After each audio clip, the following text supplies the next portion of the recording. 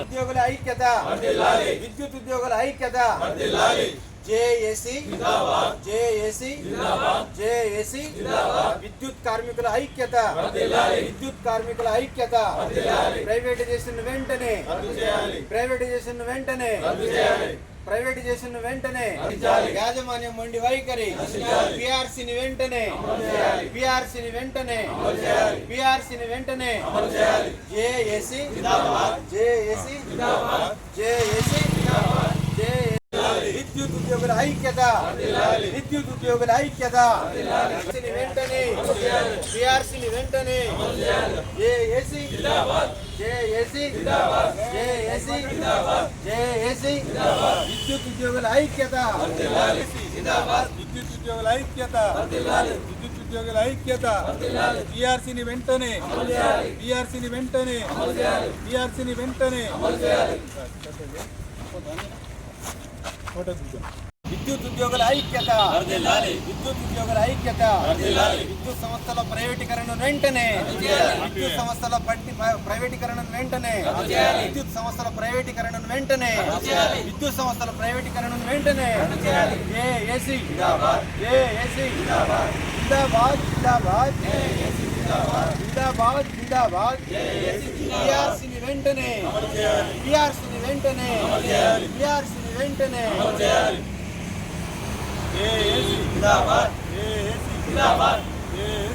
ఇన్ని రోజులు ప్రభుత్వ యంత్రాంగమే అన్ని పనులను పూర్తి చేసింది. కానీ ఇప్పుడు అకస్మాత్తుగా కొద్దిపాటు ప్రైవేటైజేషన్ కు చేసి చూద్దాం అని ఒక మోడల్ శాంపిల్ అనేది పెట్టింది. కానీ అది అక్కడితో ఆగిపోదు, అక్కడి నుంచి మొదలయ్యి క్రమక్రమంగా మొత్తం వ్యాపిస్తుంది. ఎందుకంటే నష్టాల్లో ఉన్నది అని చెప్పి ఆ డిస్కంలను అది చేస్తాను. కానీ నష్టాలు ఎందుకున్నాయనేది యాజమాన్యానికి తెలుసు, విద్యుత్ ఉద్యోగులకు తెలుసు, ప్రజలకు తెలుసు, ప్రభుత్వానికి తెలుసు. కానీ అవసరమైన డిసిషన్స్ తీసుకోకుండా దాన్ని నెమ్మదిగా ఆ నష్టాన్ని ఎలా ఓవర్కమ్ చేయాలో చూడకుండా ప్రైవేటీకరిస్తూ ఉద్యోగులను తగ్గించే ప్రయత్నం చేసుకుంటూ ఆ యూనిట్ ఛార్జీలు ఇవన్నీ పెంచడానికి కారణమవుతుంది. కాబట్టి దీనివల్ల అందరికీ విద్యుత్ ఉద్యోగులకు, ప్రజలకు అంటే కన్జ్యూమర్లకు అందరికీ కూడా ప్రాబ్లం అవుతుంది. కాబట్టి ఇటువంటి వాటిని వెంటనే రద్దు చేయాలి. ఇటువంటి వాటిని ఉపసంహరించుకుంటే ప్రభుత్వ ఉద్యోగులే అన్నిటినీ మెయింటైన్ చేసుకుంటారు. ఎందుకంటే ఇంత చేయండి ఎప్పుడు కూడా అసలు నిజానికి డిపార్ట్మెంట్ ఉద్యోగులు కనుక అన్ని రకాలైన చేస్తే ఇక్కడ ప్రభుత్వ జోక్యం పూర్తిగా ఉండకుండా అంటే అనుకూలమైన నిర్ణయాలు విద్యుత్ ఉద్యోగులకు కనుక ఉన్నట్టయితే ఎక్కడ కూడా నష్టం అనేది రాదు. ఎందుకంటే ఇది మనము విద్యుత్ తయారు చేసి అమ్మడం కాబట్టి మనకు ఎక్కడ కూడా సర్వీస్లో లోపాలు లేవు. కాబట్టి ఇటువంటి ప్రైవేటైజేషన్ అనేది రద్దు చేసుకుంటూ ప్రభుత్వ ఉద్యోగులతో అంటే విద్యుత్ ఉద్యోగులతో కనుక నడిపిస్తే మంచిగా ఉంటుంది. ప్లస్ భవిష్యత్తు కూడా ఈ డిస్కమ్లు మనగలుగుతాయి అని చెప్పి చెప్తున్నాను. జేఏసీ తరఫున నేను చెప్తున్నాను. యాదాద్రి పవర్ ప్లాంట్లో gas handing plant and coal handing ప్లాంట్ను ప్రైవేట్ పరం చేద్దామని చెప్పేసి మొన్న టెండర్ కాల్ఫర్ చేయడం జరిగింది.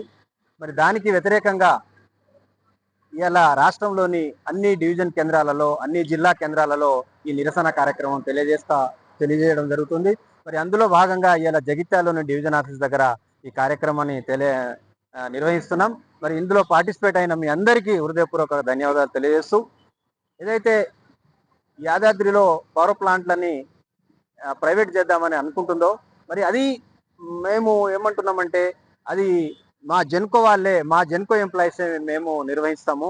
ఎందుకంటే మేము నిర్వహించడం వల్ల ఏమవుతుంది అంటే ఒక 50 కోట్ల నుండి 75 కోట్ల వరకు మేము ఆదా చేస్తున్నాము. మరి ప్రైవేట్ వాళ్ళని వేస్తే ఏమవుతుంది, ఆ యూనిట్ కాస్ట్ పెరుగుతుంది. ఆ యూనిట్ కాస్ట్ పెరిగి అది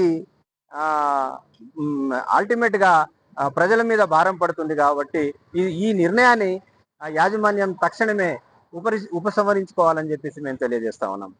మరి అదేవిధంగా మేము గత నెలలో జూన్ 18వ తారీఖు నాడు దీర్ఘకాలికంగా ఎలక్ట్రిసిటీ సెక్టార్లో ఏవైతే దీర్ఘకాల సమస్యలు ఉన్నాయో ఆ సమస్యల మీద మా మేనేజ్మెంట్కు ఒక నోటీస్ ఇవ్వడం జరిగింది. మరి ఆ నోటీసును ఇప్పటి వరకు ఏమాత్రం దాన్ని స్పందించడం లేదు. మేము అడుగుతున్నది ఏంది, ఇలా ఖరీఫ్ సీజన్ స్టార్ట్ అయింది. ఇలా ఒక వర్షాభావ పరిస్థితి, ప్రతి రైతు కూడా ఇలా కరెంట్ మీద ఆధారపడి ఉన్నాడు. అన్ని మోటార్లు అన్ని చాలు చేస్తున్నది, అన్ని విపరీతమైన లోడ్ పెరుగుతుంది. ఎందుకంటే అక్కడ ఈ ఈ ఎన్పిడిసిఎల్ను దాదాపు 3,000 జేఎల్ఎం పోస్టులు ఖాళీ ఉన్నాయి. ఆ జేఎల్ఎం పోస్టులు రిక్రూట్మెంట్ చేయమని చెప్తున్నాం. ఎందుకంటే రిక్రూట్మెంట్ చేయడం వల్ల ఏమైతుంది, ఇలా ప్రజలకే కానీ రైతులకు కానీ సరైన టైంలో మనము కరెంటు అందియగలుగుతాము. ఇంటరప్షన్ లేకుండా కరెంట్ అందియడానికి కొరకు దాని విధంగా అట్లా చేస్తే గవర్నమెంట్కి మంచి పేరు వస్తుంది. ఆ రిక్రూట్మెంట్ చేయమని చెప్తున్నాం. ఒక లైన్ మెన్ వచ్చేసి 10 ఊర్లు ఇచ్చేసి ఇలా చేయమని చెప్తే అసలు ఏం చేయలేని పరిస్థితి. ఎట్లాంటి అంటే ప్రొద్దున లేచి ఏం చేయాలనో అర్థం కాని పరిస్థితి. మరి ఈ విధంగా పని భారం ఒత్తిడి పెరగడం వల్ల అసలు ఎంప్లాయీస్ చనిపోవడం జరుగుతుంది. ఇప్పటికైనా ప్రభుత్వం కానీ మేనేజ్మెంట్ కానీ తక్షణమే స్పందించి మరి రిక్రూట్మెంట్ జేఎల్ఎంల క్షేత్రస్థాయిలో రిక్రూట్మెంట్ చేయాలని చెప్పేసి ఓన్లీ మేము అడుగుతున్నది క్షేత్రస్థాయిలో ఫీల్డ్లో పనిచేసే వాళ్ళనే. ఇంకా ఖాళీలు ఇంకా చాలా ఉన్నాయి. మరి ఎందుకంటే ఏదైతే అవసరం ఉందో ఆ అవసరాన్ని అత్యవసరంగా భావించి తొందరగా జేఎల్ఎంలో రిక్రూట్మెంట్ చేయాలని చెప్తా ఉన్నాం. అదేవిధంగా పిఆర్సి గత ఏప్రిల్తో పిఆర్సి గడువు ముగిసింది. మరి ఏప్రిల్ రాకముందుకే కమిటీ వేయాల్సిన పరిస్థితి. అలాంటిది ఇప్పటి వరకు దాన్ని ఊసేయలేదు. మరి అదే విధంగా ఇంకా చాలా సమస్యలు ఉన్నాయి. ఈ సమస్యల మీద ఒకసారి చర్చించి మరి ఈ సమస్యలను తక్షణమే మేనేజ్మెంట్ స్పందించి ఈ సమస్యలను పరిష్కరించాలని చెప్పేసి ఈ సందర్భంగా తెలియజేస్తా ఉన్నాం.